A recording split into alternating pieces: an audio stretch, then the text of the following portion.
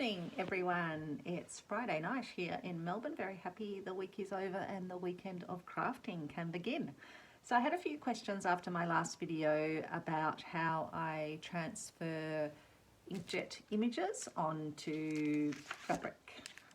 Because I'd showed my Chateau de Villandry vegetable garden, beautifully laid out vegetable garden that I'd transferred from a image onto fabric ready to start embroidering and sew stitching over. So I thought I'd jump on tonight and share a video. I've actually just been doing a bit of playing around, and so we might use a few of the different techniques that I've been playing with, but just show the method that I use, and then you can have a play and an experiment with it as well. So what I've done is I've printed out this image onto inkjet paper. It's from the New York Public Library, which has great public domain images and other images as well. And I've got a piece of fabric. I think it's a really nice woven linen from the Reverse Art Truck here in Melbourne, where I get amazing samples of fabrics from all over the world that industry has received as part of its production but no longer needs, and so I can buy it at a very low cost, use it in my work, and it saves it going to landfill. I'm using the fabric version of Modge Podge. Using a popsicle stick to dig into my Modge Podge. I'll be using this dough, I think it's meant to be a dough scrape that I got from a $2 shop in Japan. I'll be using that to spread the glue and also to scrape over the back of the fabric. And then I've got a wet paper towel that I'll be using just to wipe off the glue between the different stages, and also if my fingers get a bit messy. So I printed out the image. I actually printed this one at best quality, I think, just to make sure it's got the intensity, because otherwise it might have come out a bit too light. When you're first trying the technique, you might want to start with a very small image and a small bit of fabric, so you just don't waste too much product while you're working out the technique and what will work in your climate and your setting and your fabric. Just checking, yep, I am videoing. So I'm just going to spread, and because my design will go, I've left a bit of a little border around the outside, but it will pretty much cover most of the fabric. So I'm going to put enough Modge Podge fabric on. Just move that out of the way, but I might need more, so I won't move it totally away. And then I've got some baking paper on my board, because depending on how thick your fabric is, you might find that some of the Modge Podge actually goes through, and you don't want it going through onto your valuable working surface. And I seem to have got a little bit of paper or something caught, which isn't surprising, seeing I've had little shards of paper all over the place as I play around with this technique. I was playing earlier with actually using a bit of water to help remove some of the layers of paper, and that actually works really well. It will shift a bit of your ink because inkjet's not more sort of water stable, but it did actually make it quite easy to remove that final layer of paper. But I did manage to get a bit of ink on my fingers in that process, which hasn't come off. Now I better just make sure I'm staying on screen, because I have zoomed in a little bit. So you want to just, yeah, really kind of massage the glue onto the surface and make sure it's covering right up to the edges. And this definitely is something scrapey. You could potentially, I guess, use like the side of an old like credit card or something like that, license card or something that you don't need anymore. But I just want to get as much of an even layer across the area. Probably shouldn't have laid that glue down there, because it's just left the glue on the baking paper, whereas we want to actually use the glue on the fabric is always a good idea. So, oops, I'm just going to put a stripe through it. Am I still on camera? Yes, I think I am. I've just done it again and put more glue onto the baking paper and less onto the fabric. I probably haven't gone right up to the edges here, so I can probably just get a bit more up to the edges. And then I reckon that's enough. So I'm going to take my image, turn it upside down, push the image, the printed image side, down onto my paper. Now I want you to have a look now, and you can't see much of the image showing through to the back. What you'll see as we go ahead is you'll start to see more the image becoming visible. What I've found in my other experiments is it doesn't actually matter if I get a bit of the gluey stuff. Some of the glue will push out the sides. It doesn't seem to matter. It actually makes it a bit easier to peel if you get a little bit of glue onto the back as well. That's what my experiments are telling me so far. I'll let you know if it works any different in this version. I'll just move it back just to check that I'm as much in shot as possible. So I'm just making sure and trying not to smudge my fabric or my paper. Just pushing it really down to make sure we've got really good contact.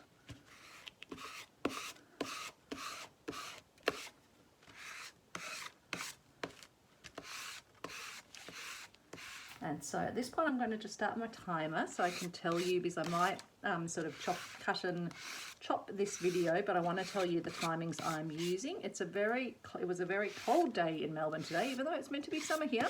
We had a bit of an Antarctic, what the weather forecasters were calling an Antarctic blast, I think, and it was definitely cold. So when I've done previous experiments over past weeks, it's been a lot warmer and possibly it's gone a little bit quicker. So I thought I'll just time it for this, but I would really say start with a small sample when you do your first one and just get a bit of a feel for it before you try and do something larger scale. I'm just going to clean my little scraper off at this stage because I don't want the glue to set on it.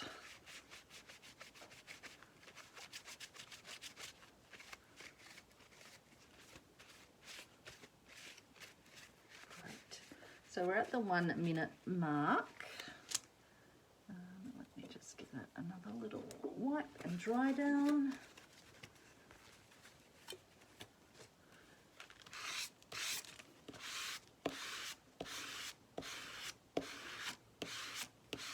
And I think you can start to see there's a bit more of the colour coming through to the back.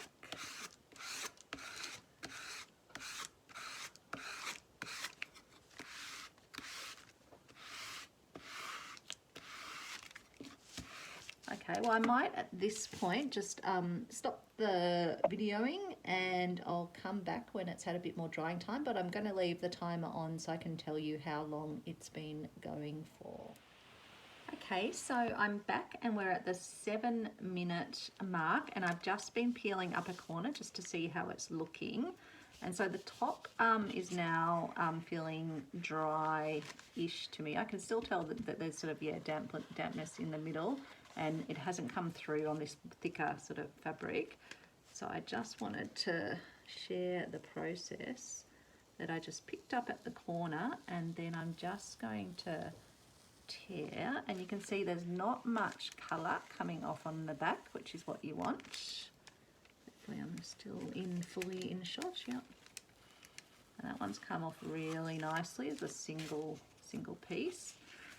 So what I do is just with my fingernail, just gently pick away. You don't want to go right through to the fabric, so you want to make sure you've still got that under layer of paper, and then you're just peeling away.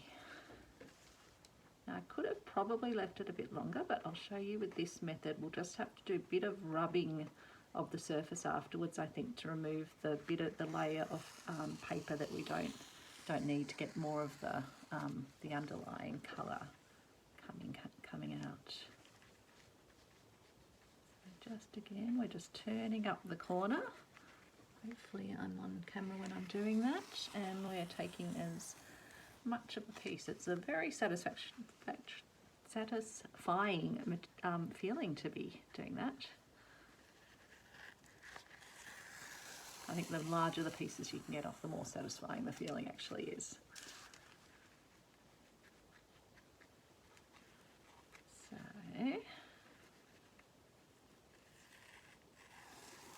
almost got all of that. So as you now, the surface of this feels just papery to me with a sort of a slight dampness underneath. What we're now going to do, and we're at the 9:15 mark, is we're going to rub to get the layer. So I'm just using the pads of my finger very lightly. We don't want to rub right through to where the material is. We want to actually leave the underlying layer of paper and design there.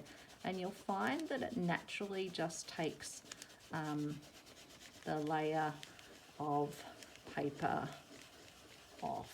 So you can see we're getting those beautiful water lily shapes and colours coming through.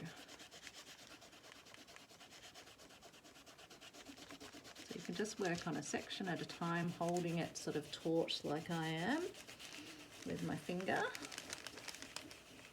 And so possibly if you left it a little bit longer, it might have taken that layer off when you peeled, or it might have actually even got a little bit harder to remove. I've had some where I've left it a bit longer and I've actually had to use a bit of water to help to remove, and then you've got the risk that you'll get a bit of running of your inks, as I think I mentioned. I'm just going to keep working, and you can feel where there is paper, like I can still feel there's some paper left on the top of this water lily. And because you're going to be stitching over these pieces, if you did happen to go a bit too crazy with your rubbing, then it's not the end of the world, because you can always just apply some stitching over the surface. No, I was worried for a moment that I'd gone too far, but no, it's the water lily pattern underneath.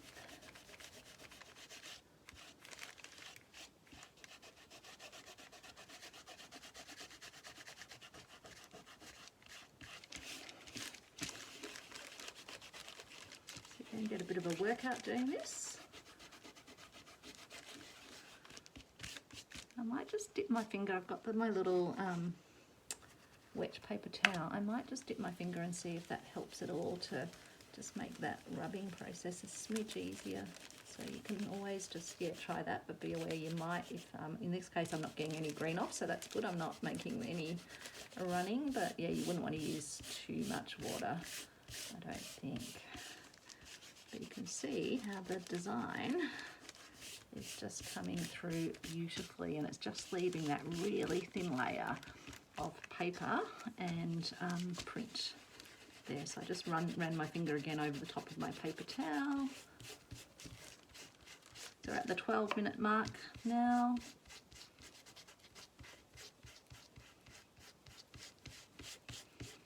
Because I paused the video, obviously the video's not at the 12-minute mark, that's why I thought I'd keep my little timer going next to me so I could give you some accurate times.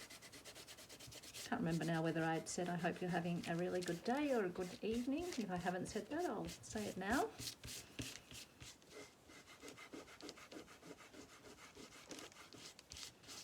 Let me know if you've tried this technique or other techniques for creatively transferring designs to fabric. I'm going to dip my finger again just to make it a bit easier. Yeah, it does definitely make it easier for this stage, but using your finger means that you can kind of best feel when you're when you do still have some paper to remove. So that those sort of whitey bits, I think, oh no, some of them are still paper to remove. I wasn't sure if some of them are part of the background. I'd have to have another look back at the picture.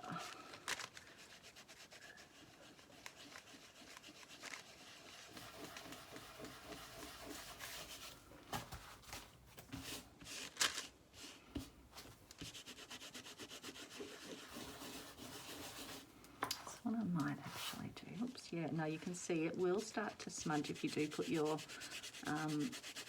wet thing on, although I'm not getting much colour off. I was just thinking I might put just a little bit of dampness on the paper just to help along the rubbing process and to just give you a demonstration of how that ends up working or not working.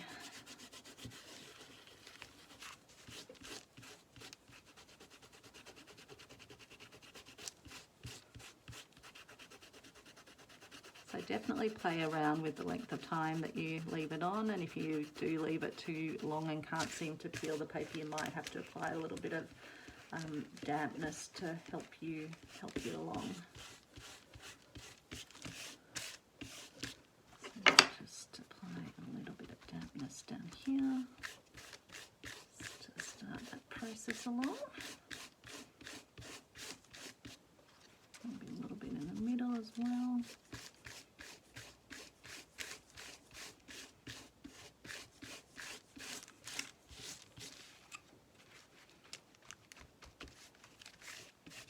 So yeah, never use your very best fabric or your something that you were really valuing. I'd do a fair bit of experimentation before you start sort of transferring it, and just use some of maybe your less valuable. It doesn't actually matter what fabric is underneath, because you're not really going to see the fabric through unless you rub too much of your design off. I just like to use slightly thicker fabrics because I'm finding that easier to work on when I'm adding lots of overstitching and lots of texture. I just find it stops my piece from puckering, so that's why I've done that. We're now at the 15-minute mark, if you're just wanting to follow along with the timing. I might just put a bit of dampness there. Now there's not colour coming off from this one on it, so I think because I'm just dampening up the paper layer, it's actually working okay. I feel like there's still some paper to be removed from the centre.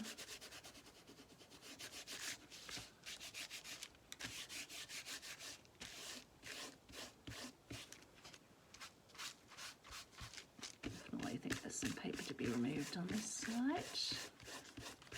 Am I still on screen? Yes, I think I am. So it's a bit messy. Having the baking paper laid down will make the cleanup easier, because I can just bundle it all up and tip it into the bin that way. Just give it a little shake off.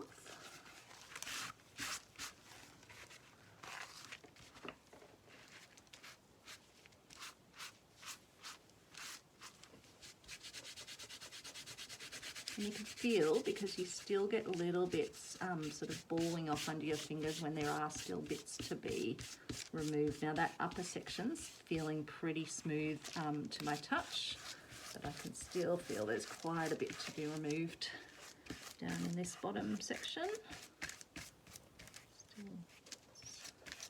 I might have worn a tiny bit through to the fabric just down in that very, very bottom area.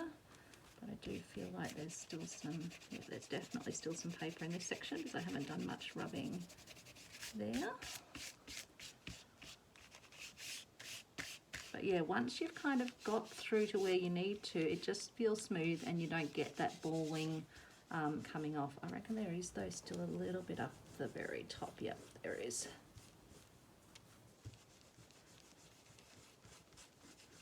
I didn't think the design had as much sort of whitiness up that very top area. Might even just dab a little bit of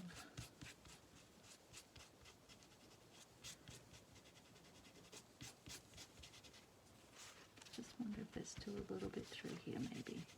Let's just see. I just don't want to go too much too soon and find that I actually wear away the design. Let's just put a bit up here. Now at the 18-minute mark.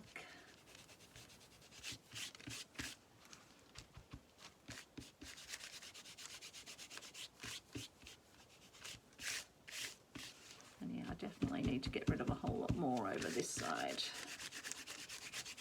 So yeah, definitely just daubing with a very, it's not a wet paper towel, it's just a ever so slightly damp paper towel is doing the world of good.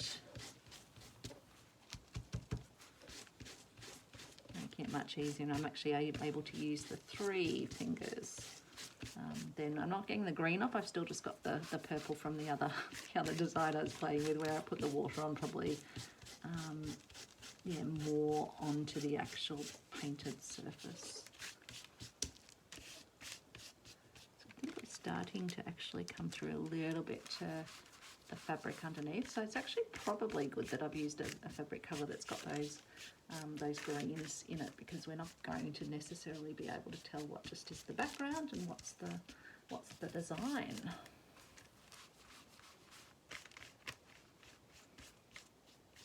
So I think, yeah, when you put the water on, it does make it rub away quicker, so you do just have to be careful not to go too far.